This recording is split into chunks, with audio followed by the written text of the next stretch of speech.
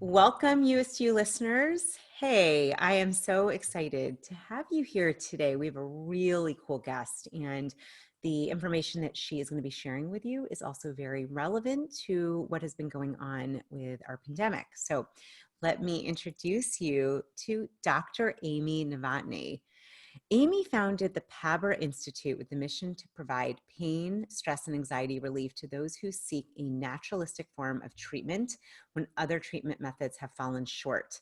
Her unique approach comes from her experience treating in a variety of settings and with a wide range of patient populations over the past 10 years. Her background is in orthopedics, sports, geriatrics, balance disorders, nerve injuries, and most recently, chronic pain, and influences from coursework at the Postural Restoration Institute, which gave her the foundation to develop this treatment method to address a wide variety of painful and restrictive conditions. She has helped countless clients avoid orthopedic surgeries, including joint replacements, disc herniation repairs, lumbar fusions, rotator cuff repairs, and ACL reconstructions. Wow.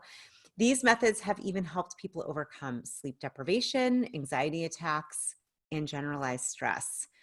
Amy co-authored a #1 best-selling book, Don't Quit: Stories of Persistence, Courage, and Faith, which shares her journey and how and why she has developed the PABR Method. Something also very cool about Amy is she has so many interests, including running 40 plus marathons. You heard that right? Running 10 ultra marathons, including 200 milers, completing an Ironman triathlon, photographing wildlife and landscapes all over the world. That has led to several of her images being chosen as photos of the day, most notably the National Geographic. All right, so clearly we're talking to someone who is not a slacker, and you've done incredible work in the world, helping people with overcoming pain. And there's so much to talk about. I can't wait to get started with you. And I'm so happy you're here, Amy. Welcome. Thank you so much for having me, Julie. I'm very excited to be here and very honored to be a guest on your show and be able to talk and share and provide value of whatever means possible for your listeners. It's very much of an honor, and I love listening to your podcast. So thank you. Oh, well, it's awesome to have you. And I think, right beforehand, we were talking about that in addition to pain management, helping people from a variety of, techniques, that one of the things you've been helping people with is around breathing and using their lungs. And I want to come back to that. So I'm going to make a note because it's unfortunately, sadly, there's people that are struggling, whether it's COVID or just, having other issues. Can you tell us a little bit about you and your background? Like, how did you get into this whole field? And tell us a little more. Sure. Just growing up, I've always been fascinated with life. I mean, just any type of life.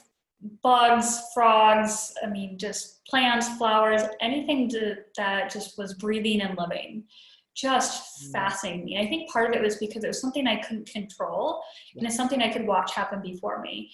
And so I started off in my undergraduate career in ecology, and then switched over to physical therapy in grad school. And then once I did physical therapy, I kind of started that traditional career path, becoming a traditional physical therapist, looking at how the body moves. And there was something inside me that knew it wasn't the whole picture. People would come in, and I was considered one of the good, solid, excellent physical therapists in the Phoenix area, but I knew there was something missing. I knew there was something about human body, the human condition, that I didn't understand.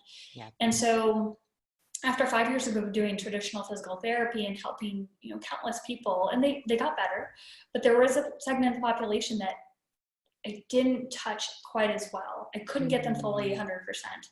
So I started looking at breathing, and that was when I started taking courses through the Postural Restoration Institute, looking at how there's asymmetries in the body, and that does affect your breathing, and how we can look at these asymmetries and use them to help us get more mobility back. And so that was an eye-opener to me. And then I started applying my hands-on training to looking at how people breathe differently. And I experimented on myself first. I figured if I want to be a good teacher, I need to be implementing what I want to teach. So at the time I was running marathons and I had the typical chronic runner's issues, piriformis syndrome or sciatica, or what have you, foot issues, butt issues, you name it, issues. And so I started playing with my breathing and I started studying about the nervous system too. That fight or flight nervous system, that sympathetic nervous system. I started looking at, okay, how do we calm that down? And I knew that breathing was one of the tools that people use for that. There are many tools out there, but breathing is one of them. And so I started using breathing and I started playing with the way I breathed. And all of a sudden, I didn't need to stretch. I stopped doing all the scraping with the metal tools or whatever, Graston. There's a whole bunch of the different ones out there. I stopped doing the foam roller. I stopped stretching. I stopped doing all these things because I didn't need to. Wow. I would go for 20-mile runs and I would practice this breathing and I played with it until I kind of just honed in on the essentials of it. And all of a sudden I wouldn't get all tight anymore. I wouldn't get crampy. I didn't have the residual. I could run back to back to back days. And I would run 20 miles one day, 30 miles the next day, 20 miles the next day, and get up the next day. Okay, I can run again. Well, I have to go to work, so I can't do 20 miles. So I just started playing with it and I started getting faster too. And that's how I qualified for Boston. I could just run faster. No other changes in my routine, no other strengthening added in, just changing the way I breathe. So then of course it's like, okay, now that I can figure this out and feel it myself, how do I explain it to other people? Yeah. And so that's when I started playing with it and teaching people and developing it. And that's how I shifted into not just breath work, but breath, changing the way you breathe in combination with changing the way you position your body. So there are many types of breathing out there. Right. But if you change the way you position your body, it's going to affect the way you use your diaphragm. And if you support your diaphragm in a way that it needs, your breathing is going to be more effective to calm your nervous system down. Your body then goes back into a neutral position. It helps relieve tension out of your chest, so it helps you get rid of pain and like stress and anxiety. It helps you get rid of impingements. If you're bone on bone, but you have things pinching, you can restructure your skeletal position, pain goes away. It's how you get people out of surgeries, how you get people out of sleep deprivation. Yeah. Wow. So that's a big topic too. So if you think about for sleep, people when they sleep, it's reflective of how they are during the daytime. So if you're tense all throughout the day and that's all your body knows, it's not just when you close your eyes and all of a sudden your body knows how to relax. Right. It's a matter of if you are tense, you have to learn how to relax your body during the daytime. So then your body understands how that is supposed to happen. So when you sleep, all of a sudden your body just has the permission and it understands how that feels. Right. So that's how you can get people out of sleep deprivation as well. So. Wow. So you figured out this breathing. And I know when I met you at the Best Year Ever Blueprint Conference, we did a demo and it was really profound because I've never had anyone help me breathe that way. It was really fascinating. Maybe like verbally you can share kind of for people how they can try it, what that looks like, what that means. I think it's very different than so many of us are in the mindfulness community meditating where it's, inhale, belly expand with air, exhale, deflate like a balloon. I mean, and it was very different than that. It is. Yeah. And I can definitely go through some of the steps right now. I'll give you a little bit of background if that's okay. Okay. So what we're doing when we're doing this is we're often overinflated. When we think about deep breathing, what we do, and you can just imagine this, when someone tells you to take a deep breath in, we all lift up our ribs, lift up our shoulders, and try to create space to get air in. When we lift up our rib cage and do that, we're effectively saying, okay, diaphragm, you don't have to work. Because we're creating space by lifting up the ribs up and out. The problem is over time, in a lot of people who have like COPD or lung issues, you can see this barrel chested.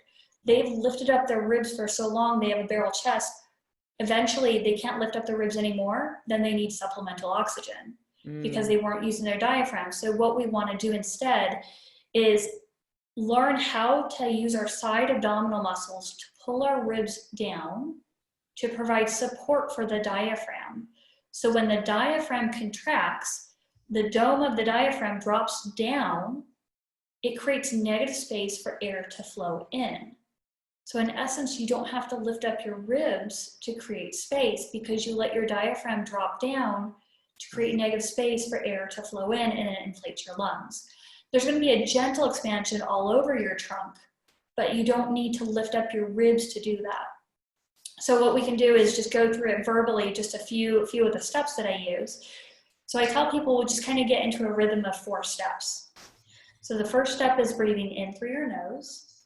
Okay. Then I have you pause a second, then blow out through the mouth, and then hold your breath and pause 3 seconds. And I'll give you more details on those steps in a second. But first, let's just go through this again. So breathe in through the nose, pause, blow out through the mouth, then pause and hold your breath 3 seconds.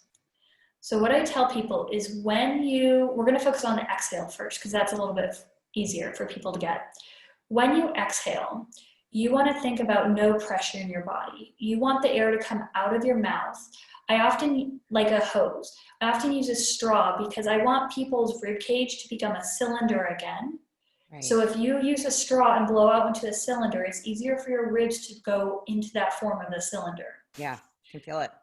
Good. So as you blow out, we also want your chest, your sternum or breastbone to drop in and let your belly come out as you exhale. And the reason we do that is if you suck your belly button in, you can even do this. If you sit in your chair, if you suck your belly button in, you'll feel how your ribs lift up.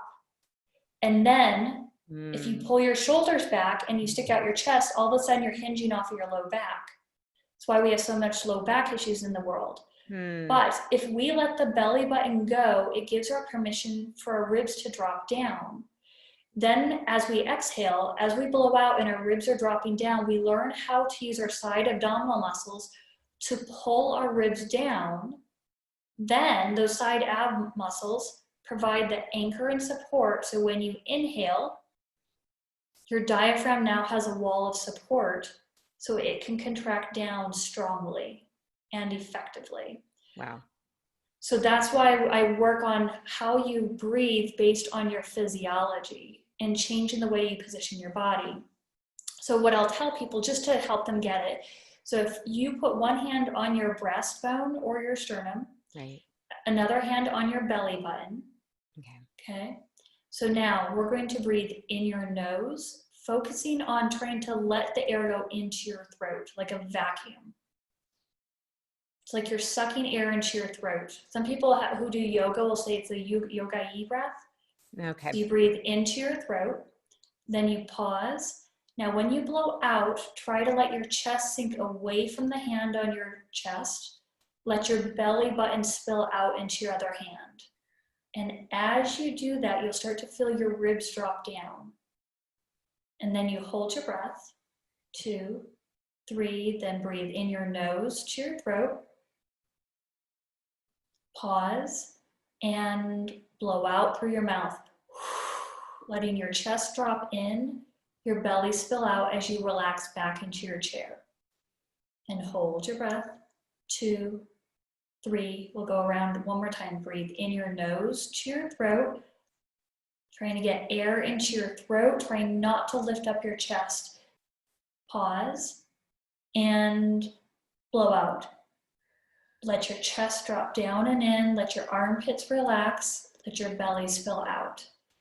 And as you do this, as you work, I tell people to work on the exhalation first. You'll start to feel the muscles tension in your body let go. You'll feel your ribs drop down, you'll feel your butt and your low back let go, and you'll feel this calm that comes over you. Wow. And you'll know how much you're in fight or flight mode when you go to inhale. If you feel your chest or shoulders or neck tighten up or lift up, you know how much you use your ribs and other accessory muscles to get air in. And so initially, and I tell people, don't beat yourself up about it. If you breathe in that way, go ahead and breathe in that way. The first thing that's important is learn how to exhale and relax everything, because that gets your rib cage moving. So then you can start to recognize how you can change your inhalation. And the more you practice it in just calm, short sessions, no more than 5 minutes, you'll start to feel a shift.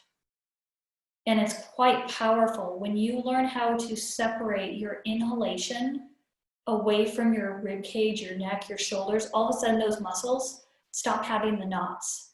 Those upper traps that we all have problems with, all of a sudden, those knots don't need to be there anymore. The back, the upper back muscles, all of that. You just feel so liberated. So. Amazing. Amazing. And so you were able to use this first for yourself when you were running, and you just noticed a huge difference. 9 day. Yeah. And you use it now. Have you just trained yourself to breathe that way? Yeah. So I'll specifically practice every morning when I'm running. I practice it other times throughout the day when I go to bed. But then now during the rest of the day, I try to breathe in my nose and out of my nose. I keep my mouth shut. When I can feel myself stressed out and I need to get my diaphragm working better, I'll practice blowing out through my mouth. There's so much power in breathing in your nose. It has so many properties. Provides better oxygen. You get nitric oxide with your oxygen, which helps dilate blood vessels. It's an antibacterial collector, antimicrobial. It's antiviral to have nitric oxide go in. So nose breathing does so many things. Filters, moisturizes, all those things. But I have trained myself. So I used to be like the type A person where I was go, go, go, go, go, everything tense, all that. And I've switched where I'm very calm now, and I'll even do things purposely on slower motion for me, just to make sure I stay calm. And people get frustrated, like, how come you're not just like hurry, hurry, hurry? I'm like, I don't want to be in that stress mode. Yeah. Yeah. I don't blame you. So, I do not. Yeah. Wow. So interesting. I love this for everyone. If you're listening, we'll have it in the show notes, but to practice this, I know when we did it, it was like oh my gosh, it feels different. And I could feel like the side of my ribs. I could just, what I love about this is it's a free resource. Like, it's within us. We're breathing. Exactly. We're breathing anyhow. Do you talk about this in your book too, Amy? So I talk about it, yes. In the book, I go on the story of how I was struggling. I didn't know what to do, and I started helping people. So some people have heard of Robert Kiyosaki. He wrote Rich Dad, Poor Dad. He's very famous in the financial world. So I was on a cruise ship as a student, learning about just various types of investing and just working on personal development. And I met him, and he asked for help. So I used this to help him get out of pain, and he started going around the ship saying, where's my body healer? Where's my body healer?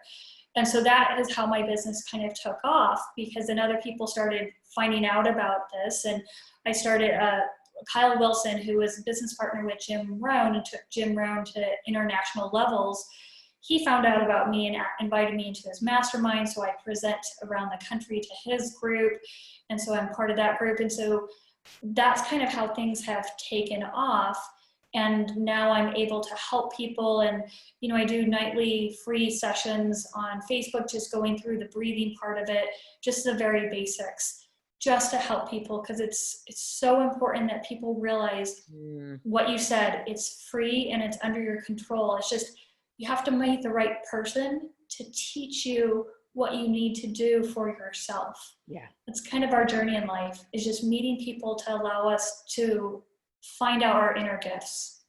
Absolutely. Yeah, absolutely. We talk about that a lot here with this, being kind of your Youest You, but that connection to your inner guidance, your inner wisdom. I love asking about what does that mean to you, being your Youest You? What is that? Maybe tell a story about kind of your evolution into who you are now. So the thing is about being like your Youest You is there are a lot of pressures in this world to be a certain way, dress a certain way, act a certain way. You need to do something to earn a certain amount of money. And part of when I'm running, I listen to podcasts, but I also drift in my mind, and I think about what is it that makes me excited, that gives me the tingles? Like, what aspect of me that makes me smile, that I can feel it on the outside? And so when I'm interacting with people and they can feel me smiling, even if they're not looking at me, they can feel me smiling. That's being me, and that's how I feel like I'm truly myself. So, and I realize that when I'm in nature or when I'm helping people. So when I'm presenting at these masterminds and I go into the room and I'm presenting, I feel like I'm this bubble bouncing off the wall because I'm just so excited and I'm in my element because I'm helping people in a way that they didn't know was possible, that they could help themselves. Right. And I think that's part of it, is finding out, just spending some time, I find a lot of benefit is when I'm exercising, it allows me to discover more about myself because I can zone out. Yeah. And so that's when I use it. It's like, okay, what makes me tick? What makes me excited about being alive? And that's how it is. Beautiful. I love that. It's funny. I just had this realization. I don't know. I do this thing before I go to bed, and when I wake up, talking about zoning out, I just have this like 10, 15 minutes of spacing out time. And I realized, and I do it when I'm walking or when it's very regenerative. It's very healing. And I used to think like, oh, I don't know what I'm like, my husband walked in, he's like, are you okay? Like, you're not really kind of not paying, like, it looks like you're kind of paying attention, but you're looking at the window. And I was like, oh no, I'm fine. Like, it actually helps. So I love that you said that. I think there's something about this zoning out piece. And then I'm imagining you add in the breathing techniques you're talking about. And then that's like a whole other level. That is really amazing how you've come to discovering this, Amy. And I love that you've done it for yourself. We were talking, I know in the beginning, a little bit about just those with lung issues, or hopefully if haven't had, what's going around, but just maybe any tips you have on how to maximize lung capacity or anything else around the body that we can do to keep ourselves really vibrant. Yeah, sure. So in terms of lungs, so I've helped some people with the COVID virus. And one of the things that we want to think about is our lungs are more on the backside of our trunk. So the more we try to sit up tall and smash our backs, that means less that you're going to get air into your lungs. So a lot of doctors, and I started cheering silently to myself, you're starting to hear stories about how doctors are now flipping people onto their stomachs when they're on ventilators, and it's helping save their lives. It's because when you're on your back, you're trying to breathe, what happens is you're lifting up your chest, but the fluid from pneumonia pools right in your lungs, so it kills you. But if they flip them on their stomach, where you have other organs, fluid is going to go away from the lungs, and they're going to be able to fill up with more air. So one of the exercises that I give to people that's good to do, there's a couple different ones. One, just something simple as sitting on a step, curling up in a ball and wrapping your arms around your knees, and then breathe that way. So you're kind of curled up, and so you're allowing your back to expand. And if you keep your arms around your knees curled in this ball, kind of like a fetal position, you can even do it lying on your side. What happens is your back expands and your lungs can get air back there. The other exercise, the cat and camel exercise that people use, I tell people to stay in that arched position and breathe in that position. Don't dip your back down towards the floor, just keep it arched up towards the ceiling and just sit there and breathe in that position when you're on your hands and knees. And what that does is it forces you not to throw out your chest when you inhale, but to allow your back to expand also when you inhale. So it allows you to get more air into your lungs to help you get more oxygen. That is so cool. So yeah, it helps immensely. Amazing. I did not know that. So helpful. Before we start to wrap, is there any words of wisdom you'd like to share? Anything else just to, I don't know, I like to give wild card, something that you're like, I didn't say this, or this is coming to mind, or. So one other thing I'd like to talk to people about is their stressors. So we have stressors all throughout our life, work, finances, personal relationships, kids, even mental stress, emotional stresses. Every stressor you have, what it does is it kicks you into fight or flight mode, and muscles tense up around your body. Yeah.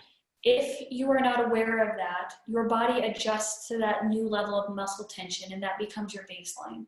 And then when another stressor adds in, you bump up a level, and then you adjust to that, you adjust, and it continues to add one layer on top of each other until we hit a threshold. Once we hit a threshold of too much stress, things in your body start to break down, whether it's pain that shows up one day you wake up, whether it's that pressure in your chest that shows up as anxiety. All of those stressors, we have the ability to fix that if we learn to calm our body down. And so a lot of people don't realize how those stressors add up, and they actually can affect your physical body, your pain levels, your stress, your anxiety levels. But we can control that. We all have that within us. And it's just a matter of learning those techniques. So. Awesome. Oh my gosh. Yeah. So awesome. So helpful. Yeah. And if people want to find you, where's the best place? We'll have it in the show notes too, but just in case. Sure. Yeah. If people want to find me, they can go to my website, which is PABRinstitute.com. It's PABR Institute.com. And if they want to send me an email, it's Amy@PABR Institute. I can send them a free video on like back pain or neck pain, anything to kind of help them out. I would love to be able to offer that for them. So. Thank you, Amy, so much. You have such a big heart. And I remember when we met and we did the session, and I'm like, you're just such a sweetheart, but also just full of this like powerful, powerful information. And I'm like, I'm going to practice when we get off. I'm going to start practicing again. And I just appreciate what you're doing in the world. It's really, really, this is so needed, like to be able to learn to access the own resource we have within to feel better. It's really great. It's awesome work. Well, thank you for having me. I really appreciate it. And I hope your listeners enjoy that as well. You do great work, and just thank you for being here and sharing for all of us. Yay. Oops.